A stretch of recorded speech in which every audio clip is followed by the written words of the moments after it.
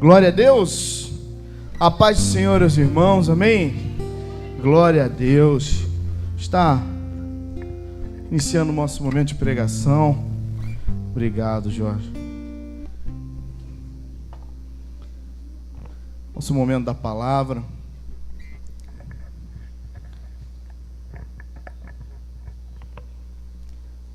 E nós vamos falar um pouquinho sobre o tema que nós estamos para o início desse ano. Quantos lembram do tema?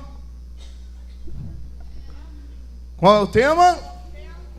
Vivendo um novo tempo. Glória a Deus. E eu queria te convidar a abrir a Bíblia lá em Isaías 43. Isaías 43. Nós vamos ler do 43, do 18 e 19. Isaías 43, 18.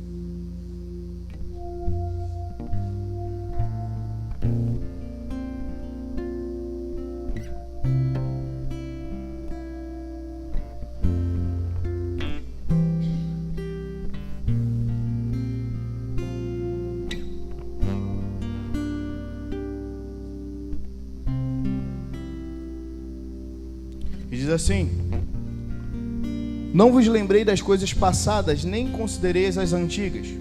Eis que faço uma coisa nova, agora sairá a luz, porventura não percebeis? Eis que porei um caminho no deserto e rios no ermo. Palavra do Senhor. Glória a Deus. Deus é um Deus de novos começos. Você pode dizer um glória a Deus também? Ele não nos chama para viver presos no passado. Ele nos chama sempre para viver algo novo, algo para estarmos preparados, muito além das oportunidades que temos agora. Mas Ele nos dá um novo motivo para olhar para frente. Viver sempre, não preso no passado, mas abrirmos os nossos olhos e vivermos uma vida pronta para chegar até a Ele, adorarmos Ele e chegarmos que é a cruz, o nosso alvo, em nome de Jesus. Você pode dar um glória a Deus mais forte ainda?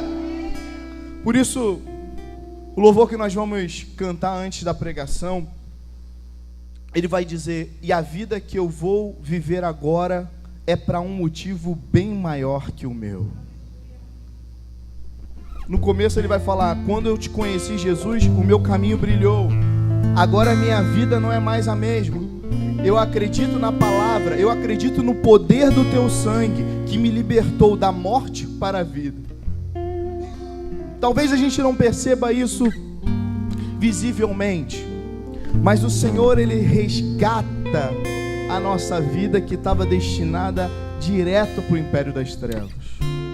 Talvez isso não seja visível, algo material na sua frente, mas quando você abre a sua boca e declara: Senhor, eu quero você para sempre, eu quero te conhecer mais e mais, eu quero adorar-te, Ele te pega, te resgata, te restaura.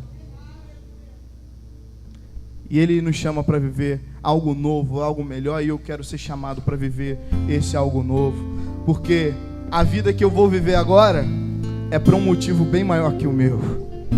Não é para os meus carros que eu desejo, não é para minhas casas que eu desejo, não é para meu prazer carnal. Muitas vezes eu tenho que mortificar a minha carne, porque a vida que eu vou viver é para um motivo maior do que o meu. Você crê nisso? Vamos cantar mais uma vez. Eu queria que você meditasse nessa letra. Se você quiser fechar o seu olho, se você quiser adorar mesmo assentado, louve a Deus, clame a Ele. Quando eu te conheci, Jesus, o meu caminho brilhou. Agora minha vida não é mais a mesma. Eu acredito na palavra, eu acredito no poder do seu sangue que me libertou da morte para a vida.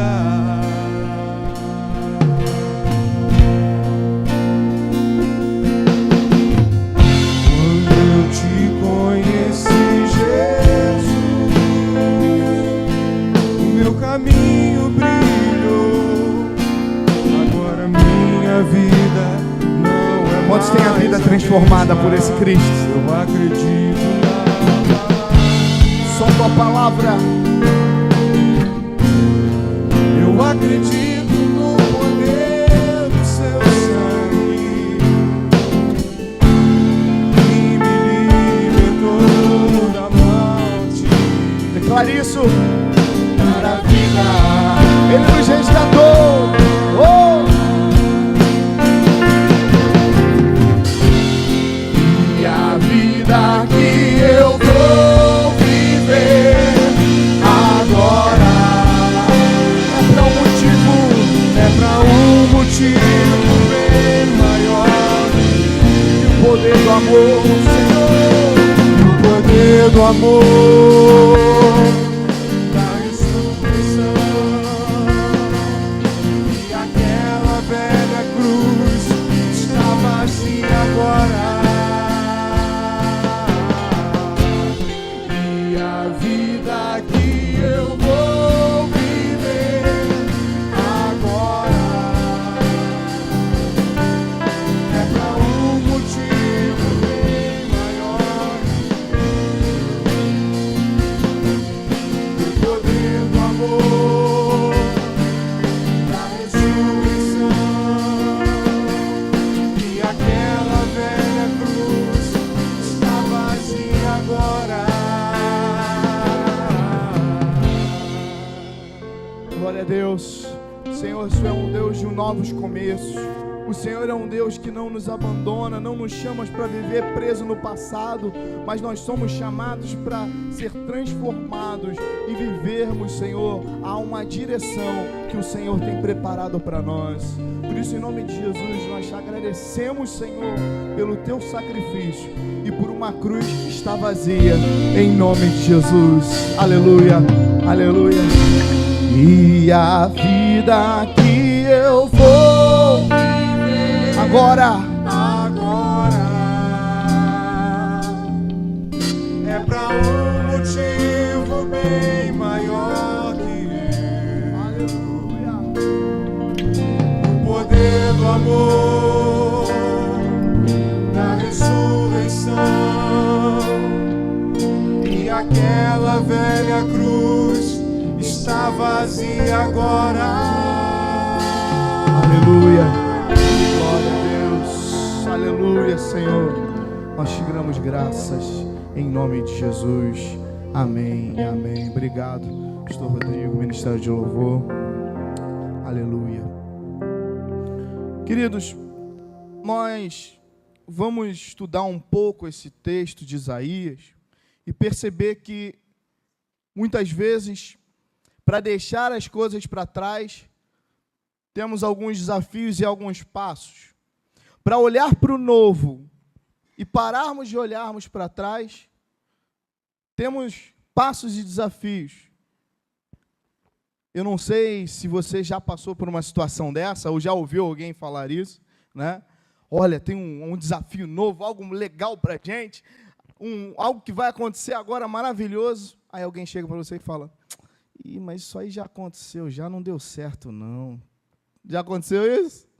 Nós já tentamos isso, mas não deu certo, não. Aí você chega todo empolgado: não, vamos fazer isso, isso, isso. Não, essa aí não vai para frente, não. Porque o desafio é olharmos para o novo e fazermos diferente. O para trás já foi. Serve de experiência e para a gente aprender. Por isso, o desafio de olhar para o novo e deixarmos as coisas que ficaram para trás é um desafio do cristão. Primeiro ponto para a gente trabalhar aí esse texto de Isaías, ele está nessa primeira parte do versículo 18. Isaías 43, 18. Estão comigo? Amém? Diz assim: não vos lembrei das coisas passadas, nem considereis as antigas. O que me faz lembrar, e eu já transporto a gente para Sodoma e Gomorra. Esse texto vem claro de não olhar para trás e não lembrei das coisas passadas. Eu já lembrei da mulher de Ló, os adolescentes aí, a criançada que está lá vai lembrar da música, né? Ouça agora. Cadê Duda e Letícia? De uma mulher que se deu mal, só porque olhou para trás, virou uma estátua de sol. Cadê a igreja? As palmas. Ó, para trás. Se deu mal a mulher de Ló, uma estátua de sal. Olhe para mim que você vai ver. Ela ficou assim.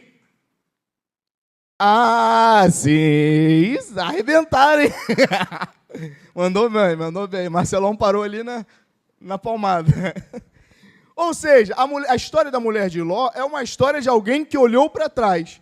Então eu quero trazer para a gente essa explicação, essa exposição desse texto de Ló, para a gente entender quem era Ló, porque eu confesso que quando eu estou estudando para fazer uma pregação, vem alguns questionamentos, e eu gosto de trazer esses questionamentos à tona para a gente. Então, Ló, quem era Ló? Primeira coisa, era sobrinho de Abraão, filho de Harã. Isso está lá em Gênesis 11, 27. A história de Ló, ela vai estar muito vinculada à história de Abraão. Abraão todos conhecem? Amém? É chamado também de pai da fé, né? Um importantíssimo homem aí da fé. Ele acompanhou Abraão quando Deus chamou para sair de Ur, dos caldeus, para ir para a terra que o Senhor mostraria. Então, um parente que vai acompanhar Abraão quando Deus chamou Abraão. Então, eu quero que vocês entendam na linhagem bíblica lá, Abraão e Ló estão ali nesse mesmo momento, quando Deus chama Abraão, sai da tua terra, ele leva Ló, o seu sobrinho. Então, Ló cresceu em um ambiente de fé e conhecia o Deus de Abraão. Então, no passar do tempo, nós vamos ver que vai haver uma divisão entre Ló e Abraão, né? O rebanho deles vai começar a crescer muito e os pastores vão meio que brigar, né? Os pastores de Ló e os pastores de Abraão, e vai começar a ter um conflito. Então Abraão chega e fala: Ló, escolhe um lugar para você habitar, né? E levar esse pessoal todo. Então Ló escolhe habitar na Campina do Jordão. Um lugar muito próspero, inclusive, tá? É um lugar muito rico de nutrientes, um solo bom, uma terra fértil. Abraão, para não dar problema e falar, você escolheu esse lugar, Abraão fala: escolhe, meu filho, vai, o que você quer? Se está tendo problema, vai, escolhe. Isso fala muito ao meu coração, porque muitas vezes há problemas em nossas vidas que são causados, às vezes, não por nós, mas muitas vezes nós levamos essa culpa. E que se fizermos a escolha, a pessoa vai colocar a culpa em você quando der errado. Repare, certas coisas nas vidas das pessoas, elas têm que tomar a própria decisão. Porque elas transferem a responsabilidade para você, e quando dá errado, a responsabilidade vai vir para você. Já aconteceu um gabinete, Deus está fazendo, enquanto eu era pastor, titular solo, e titular solo, e um irmão chegar para mim e falar: pastor, eu preciso sair do aluguel e vou morar na casa em cima da minha mãe, e eu vou construir ali uma casa em cima da minha mãe, levar a família, com o filho, todo mundo, para morar no meio do terreno e construir em cima. O que o senhor acha? Eu falei: irmão, essa pergunta aí é um monte de si, né? Você se dá bem? Qual é o relacionamento da sua esposa com a sua família? Qual é o ambiente que fica o clima familiar, né? Qual é bom, a sua esposa trata bem a sua mãe trata bem a sua esposa, porque vão morar praticamente no mesmo ambiente. Então, é um monte de si que você tem que avaliar o seu ambiente familiar. Mas você acha que eu devo construir? Eu falei: olha, estude, pesquise, Dê uma olhada, vê como é que está a sua família. E de tanto insistir, eu falei, olha, irmão, se eu falo que sim, e lá na frente há um problema familiar, você fala, o pastor falou para eu construir em cima da minha mãe aqui. E se eu falo que não, lá na frente você vai falar, não, esposa, família, meu pastor falou para não construir. Então percebe que é uma decisão que você tem que tomar? Uma certa vez também, aconselhando uma esposa que estava com problema no casamento, junto com a Carlinha. Ela falou, e aí, pastor, eu tenho que separar? Eu falei, irmã, aí você jogou um peso para cima de mim. E aí, pastor, eu separo ou não separo? E a gente tratou aquele casal ali, querido, inclusive o marido que havia saído de casa, retornou para a honra e glória do Senhor, e com um bebezinho dentro de casa, ele voltou e, inclusive, frequentou lá a igreja de São Mateus, né? Casal abençoado de amigos. Ou seja, muitas vezes vai haver isso em nosso meio familiar. O que você acha, Silvane? Aí você lá dá uma opinião e... Opa, a Silvana falou para eu fazer isso. Ló aqui estava nesse contexto e Abraão estava nesse contexto. E agora, Abraão, eu tenho que escolher um lugar. Imagina se Abraão vai lá e escolhe e Ló ia culpar Abraão todo momento porque escolheu aquele lugar para ele. Meu tio foi lá e escolheu esse lugar para mim. E olha como é que eu estou passando necessidade. Olha como é que está chovendo coisa do céu, fogo do céu, porque meu tio escolheu para mim. Mas não, Abraão falou, escolhe para onde você quer ir, porque se você for para lá, eu vou para cá. Nesse ambiente da Campina do Jordão, como eu falei, era próximo da cidade de... Alguém lembra? Era próximo da cidade de Gênesis 13:10. Sodoma e Gomorra, parabéns. Então, com o tempo, Ló deixou essa colina, né, e foi morar próximo à cidade. Inclusive, passou a habitar na própria cidade. O que fala comigo muito também. Era uma cidade que era símbolo de iniquidade e pecado. Ele habitava próximo. Ele foi morar mais próximo e foi parar dentro da iniquidade, do pecado, dentro da cidade de Sodoma e Gomorra. Nada começa bruscamente. Às vezes começa no primeiro trago, às vezes começa numa prostituição online, às vezes começa com coisas pequenas. Ló foi morar perto, daqui a pouco ele parou dentro da cidade. Algo para a gente se alertar. Muitas vezes o pecado pode começar pequeno em nossas vidas. Pode parecer besteira, e como a gente mesmo muitas vezes fala, isso aí tem nada a ver. Isso aí já foi, já... E daqui a pouco a gente está dentro da iniquidade, da imoralidade, do pecado. A Bíblia descreve em Gênesis 13:13, se a gente parar para ler esse texto, interessantíssimo, você que estiver estudando, ganhei uma Bíblia hoje de estudo maravilhosa. Segredo quem foi, hein? E vou ler com certeza esse texto com o estudo, né? A Bíblia vai, com as notas de estudo que ela tem, a Bíblia vai descrever esses habitantes como maus e grandes pecadores contra... Caramba! E aí Ló foi morar lá. Escolheu lá para morar. Então, apesar do ambiente corrupto, a Bíblia vai falar que Ló vai prosperar, pessoal. Inclusive, se tornando uma figura de destaque dentro da sociedade. Eu vi, inclusive, o arqueólogo Rodrigo Silva falando um pouco sobre isso. Depois eu posso transmitir o vídeo para quem quiser. Ló, há uma parte no texto bíblico que vai falar que ele estava na porta da cidade.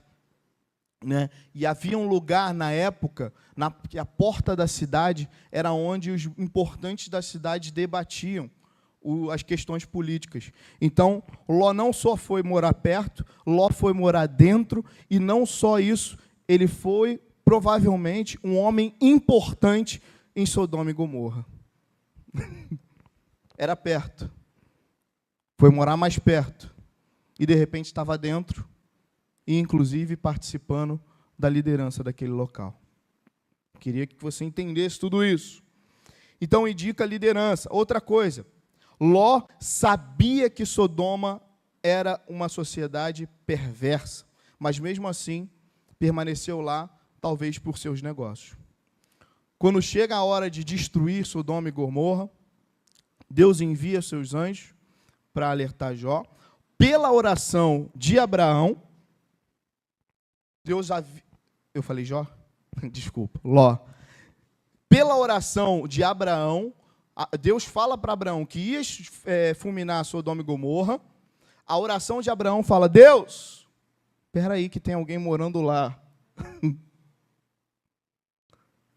Deus, tem o meu sobrinho Ló que está morando lá. Vê se encontra um justo naquela cidade.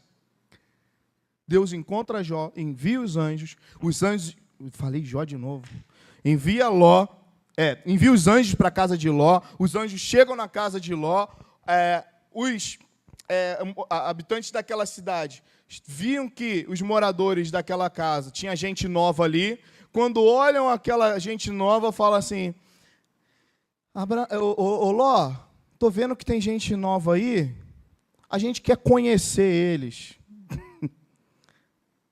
A palavra aqui de conhecer seria sodomizar. Ter relação com aqueles novos habitantes que eram anjos do Senhor. Anjos do Senhor. Ao ponto de Ló, inclusive, desesperado pela cultura da época, de ter recebido ser o anfitrião daquela casa, falar: eu tenho as minhas filhas, leva as minhas filhas. Então a gente percebe que conhecer não era bater papo, né? Leva minhas filhas. E os habitantes: não, a gente quer esses cidadãos novos que estão aí. Os anjos ferem aqueles homens com cegueira e ordena que Ló, com sua família, saia daquele lugar. Fuja daquele lugar. Ló vai tentar convencer os seus genros, mas eles não acreditam e zombam dele lá no 19:14. Gênesis 19:14. Ló, sua esposa e suas 2 filhas vão aceitar sair daquele lugar. Entendeu o contexto da mulher de Ló? Entendeu a importância do olhar para trás, o que significa? E a pergunta que eu me fiz preparando esse estudo foi: o que significa o olhar para trás da mulher de Ló? Foi um simples ato de virar para trás? Quer dizer, pastor, que eu não posso nunca fazer esse movimento? Quer dizer, pastor, que eu estou aqui, eu não posso olhar no retrovisor do meu carro? Quer dizer que eu não posso dar aquela olhadela? Não é isso. O que significa o olhar para trás da mulher de Ló? Primeiro, apego à vida de Sodoma. Ela provavelmente gostava da vida de Sodoma e lembrava que seu marido era uma figura muito influente. Talvez ela pensando que saísse dali, a gente não vai ser nada em outro lugar. E as posses do meu marido? Talvez ela tinha uma boa casa, um bom lar, uma boa família ali naquela cidade. Era uma figura importante, Ló. E saindo dali, será que eu vou ter a mesma coisa? Segundo, falta de confiança no plano de Deus. Olhar para trás pode simbolizar uma falta de fé naquilo que Deus estava preparando. Ei, sai dessa iniquidade, sai dessa terra, isso aí não presta para você. Mas eu estou com já foi. 3, desobediência direta à palavra do Senhor. A ordem de Deus, a figura daqueles anjos foi clara. Não olhe para trás. Mas ela escolheu viver as consequências. E para nós hoje, pastor, olhar para trás muitas vezes é a saudade do passado, mesmo que o presente pareça turbulento. Está tudo dando errado. Está desesperador a vida que eu estou vivendo. Mas quando não tinha Jesus, era tudo mais tranquilo. Alguém já ouviu isso? Já ouviram isso? Poxa, quando eu não era da igreja dava certo. Aí agora que eu aceitei Jesus, está dando tudo errado. Olhar para trás, muitas vezes os planos que Deus tem para você podem não parecer fáceis, tranquilos, molezinha. O olhar para trás é falar, isso aí não vai dar certo para mim não, Deus. Olhar para trás significa, muitas vezes, a falta de confiança e fé naquilo que Deus colocou e instituiu para a sua casa, para a sua família. Assim como ele fez com Ló, sai daí, mete o pé dessa iniquidade, abandona isso. Mas o meu coração, Deus, eu acho que eu devo ficar aqui. É igual alguém que tem problema com mulheres e prostituição e quer entrar no prostíbulo. Não, chegando lá eu vou orar por alguém. Vai dar ruim. Um alcoólatra que vai evangelizar no bar. É impossível? Não. É difícil? É perigoso? É perigoso. O que eu preciso? De uma ordem direta de Deus, irmão. De uma ordem direta de Deus. E a ordem de Deus foi, sai, vaza daí, mete o pé, foge. E há momentos que tem que fugir. Glória a Deus.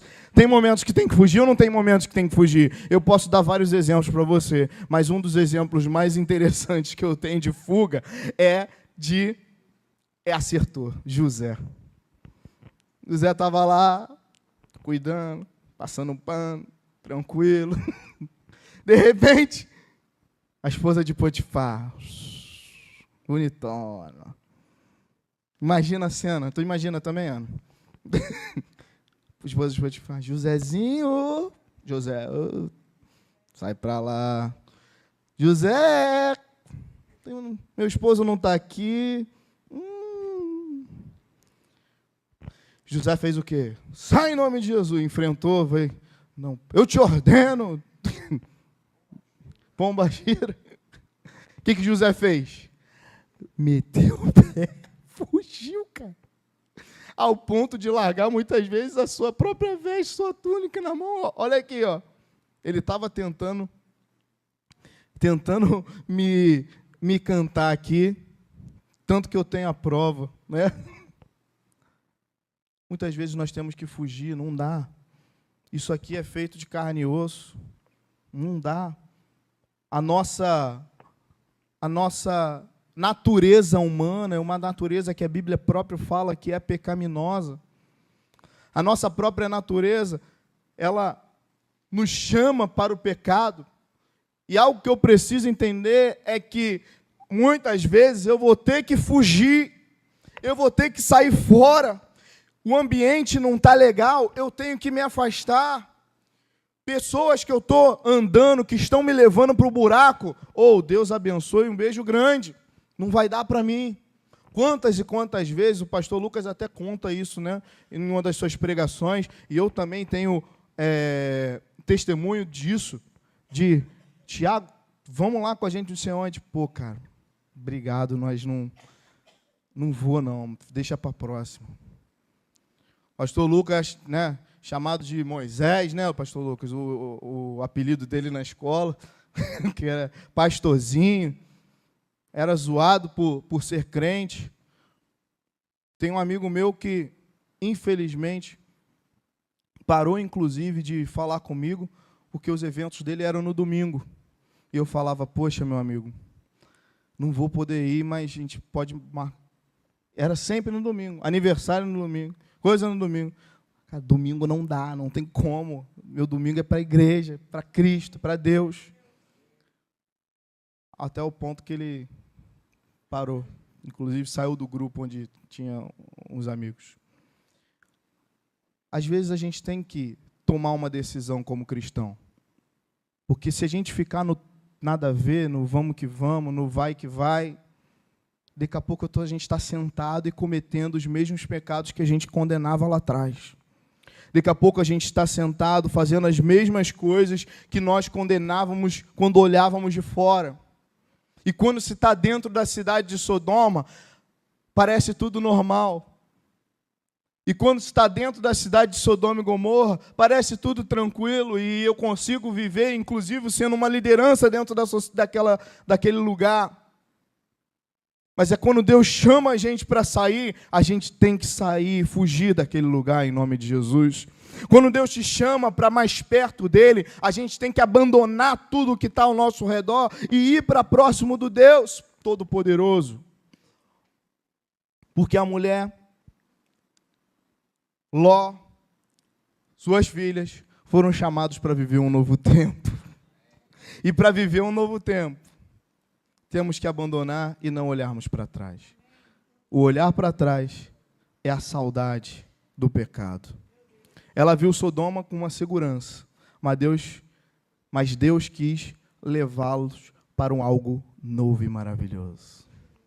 Talvez você possa estar se sentindo assim, seguro, tranquilo no que você está vivendo. Mas Deus tem te chamado para algo maior, melhor, acima. E uma palavra profética que eu quero declarar para você nessa manhã: não olhe para trás. Não olhe para trás. Para de olhar para trás. Os erros, as feridas, os apegos. Hoje é dia de nos libertarmos e avançarmos para o que Deus tem para nós. Mas não deu certo, mas um dia já foi assim. Eu frequento a igreja há 59 mil anos e não deu certo, mas Deus tem te chamado para viver algo novo. Para viver algo novo, eu preciso enxergar com os olhos não naturais, mas com os olhos da fé. Vamos voltar para o texto inicial, Isaías 43.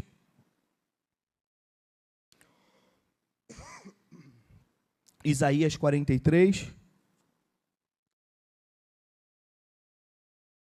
19. A gente leu o 18, né? Agora o 19.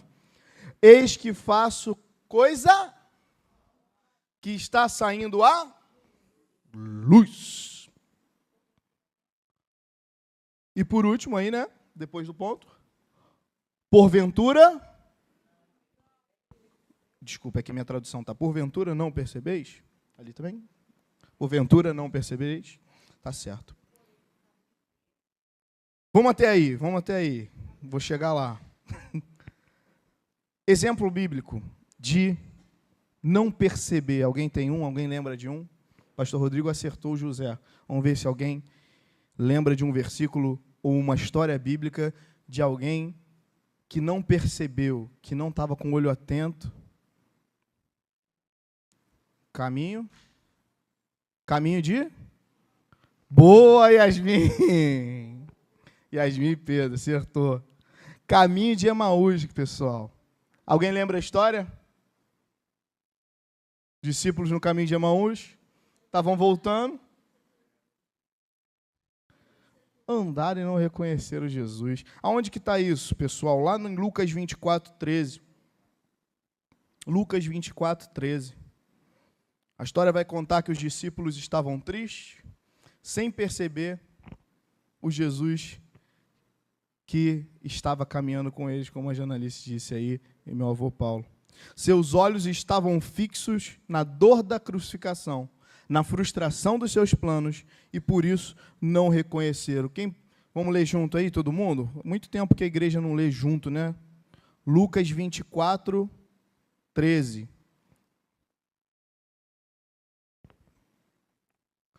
1, 2, 3 e... Naquele mesmo dia, 2 deles estavam de caminho para uma aldeia chamada Emaús, distante de Jerusalém, 60 estádios. E iam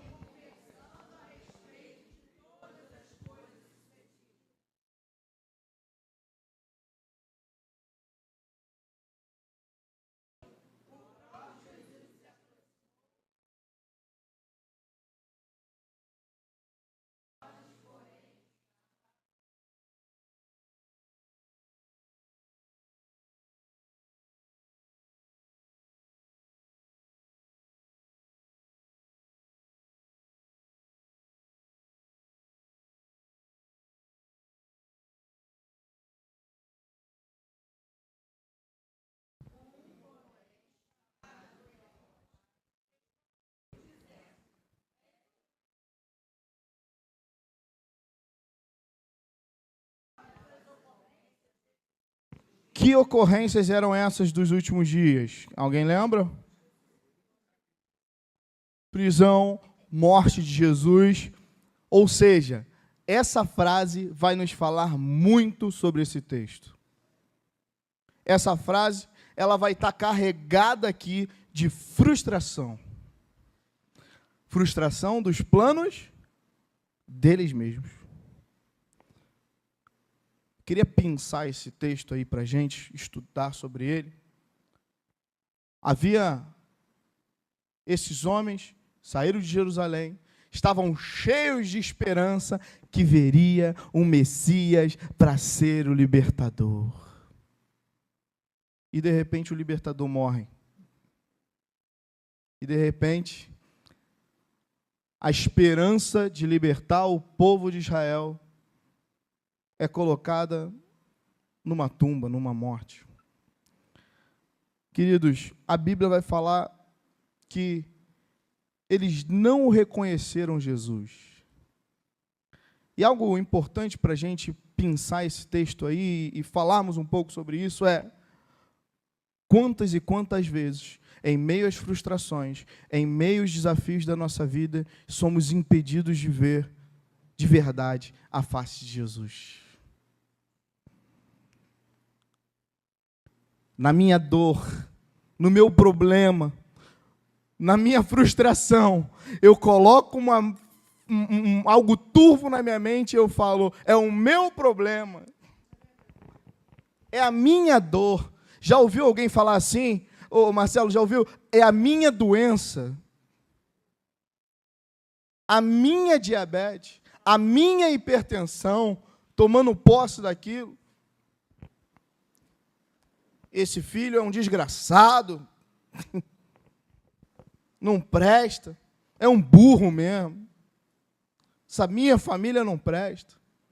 Se coloca numa redoma de vidro e impede-se de reconhecer o Cristo na vida dela. Porque as pessoas muitas vezes estão tão na bolha delas, preocupadas com a vida delas e com os problemas delas, que elas se esquecem dos outros que estão ao redor e se esquecem até mesmo do Cristo que está andando do lado dela. Há diversas peças que a gente faz aqui, né? Que Jesus está pertinho aqui. Jesus vai para lá, o crente vai para lá, Jesus está ali. Porque somos impedidos de reconhecer Jesus. Aí parece que a gente cai em si, né? Nós mesmos. E falamos, eita, peraí, eu tenho que orar. Eita, peraí, eu preciso orar ao Senhor, eu preciso me quebrantar diante dEle. O problema não é meu. O problema não está comigo, eu não tenho isso, não tenho aquilo, Deus está comigo, Jesus já levou toda a dor, Jesus já levou todo o cansaço, Ele levou sobre si o castigo que nos traz a paz, estava sobre Ele. Senhor, leva, toma meus problemas, toma meus problemas na justiça, toma meus problemas familiares, toma, Senhor, tudo isso, porque eu quero viver e eu quero não me preocupar com isso, porque eu quero adorar-te e louvar-te. Nós somos impedidos, muitas vezes, de até adorar o Senhor. Será que sou só eu que muitas vezes venho para cá e a gente está adorando e eu estou pensando, eita, o Itaú. Será que sou só eu que venho para cá e, eita, eu tenho que pagar o condomínio? Por quê?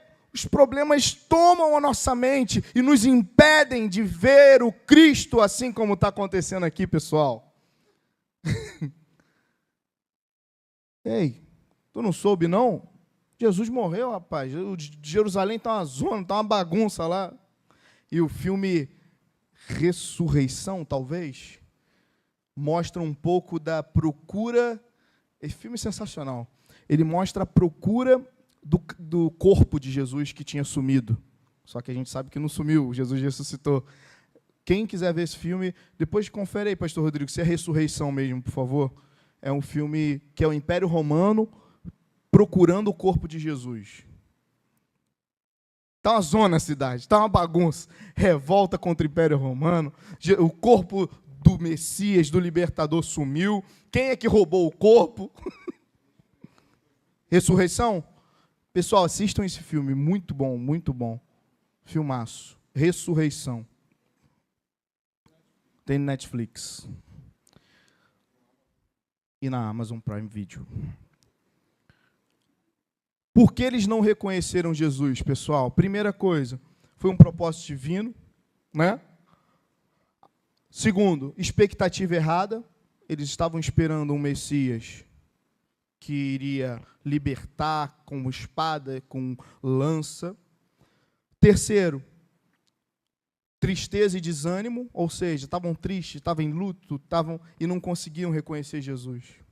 Só que o diálogo de Jesus é forte, no 24, 25. Olha o que ele fala para eles, 24 e 25, Yas. 25. Então lhe disse Jesus. Jesus chama eles de nécios e tardos de coração para crer tudo o que os profetas disseram. Vocês não prestaram atenção no que os profetas estavam dizendo. 26. Porventura não convia que o Cristo padecesse e entrasse na glória? Ou seja, ei, vocês não lêem Bíblia, não? Vocês não sabiam que o Cristo, ele tinha que morrer, tinha que padecer? Isaías já tinha profetizado sobre isso, os profetas já tinham falado sobre isso, o povo de Israel já estava ciente que o Cristo ia morrer e padecer. Vocês não lêem Bíblia, não? Se Jesus falasse isso hoje, né? Era necessário que o Cristo morresse para demonstrar a sua glória e a entrada na sua glória. Por isso, Deus tem um propósito em tudo. Quando eles chegam em Emaús, eles chamam Jesus para ficar com eles. Jesus reparte o pão com eles. Ali há uma ceia naquele lugar. E então, nesse instante, 31, os seus olhos abriram os olhos mas ele desapareceu da presença dele. Quantos querem a comunhão aqui com o Pai? Quantos querem a comunhão com esse Deus maravilhoso? É na comunhão, é no parar, é no sentar à mesa com Jesus que nós vamos conseguir reconhecer. A gente quer na correria, a gente quer no meio do caminho. Vai, Jesus, vai falando aí que eu estou... Vai falando que eu estou escutando. Alguém já falou isso para você? Nossa, quer acabar comigo é fazer isso. Vai falando aí que eu estou fazendo. Às vezes a gente quer fazer isso com Jesus. No meio do caminho, Jesus, fala, que eu estou andando aí. Eles reconheceram no partir do pão. Eles reconheceram a mesa. Eles reconheceram na comunhão. Então, já que eu não falei isso hoje, fala para o irmão que está do seu lado aí. Tenha comunhão com Jesus Cristo. Fala para ele. Tenha comunhão com Jesus, meu irmão. Eu tinha mais uns pontos para falar, mas eu prometi que ia acabar cedo. E a gente faz uma parte 2. Queridos, se você sente que precisa romper com o passado, deixar de olhar para trás, enxugar as lágrimas, não ficar como o pessoal de Emaús, rastejando e não dando atenção para o Cristo. Deus está liberando um tempo de restauração nesse lugar. Aleluia. Não desista do chamado de Deus. Ele tem chamado essa igreja para viver algo novo e maravilhoso. Diga comigo assim, declara: Senhor, eu estou pronto para viver um novo tempo que o Senhor tem para mim.